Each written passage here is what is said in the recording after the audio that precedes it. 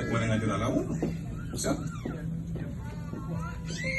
when you park your car at night, if you're going to the store, get a good parking space. You never want to park your car in the darkest alley. Always think about safety. Always be alert. Look for the light. There's always truth in the light. There's always safety in the light. Always look for people.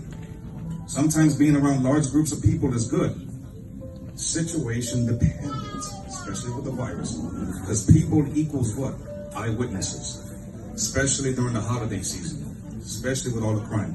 You want to be with the people. You want to be where there's light. Self-defense. Alguien, ahora en estos días, depende de lo que está pasando, no todo el mundo puede tener una arma. Es triste, porque estamos viviendo en algunos días que es bueno tener una arma. Not a lot of people can have a personal firearm for protection, which is kind of sad, but it's true. Pero sí pueden tener otras cosas para protegerse.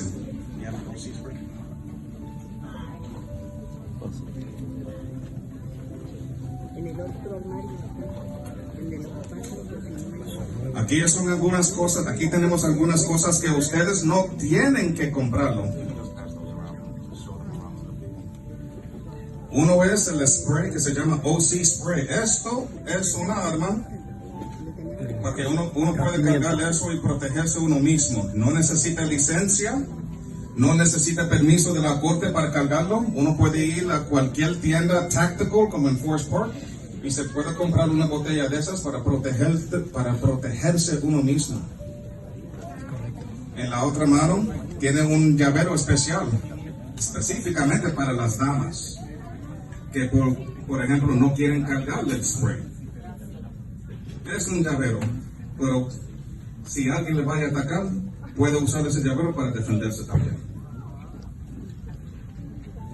Esas son algunas cosas, ejemplos que yo quería compartir con ustedes de seguridad y mantenerse alerta. Muchas gracias. ¡Bravo!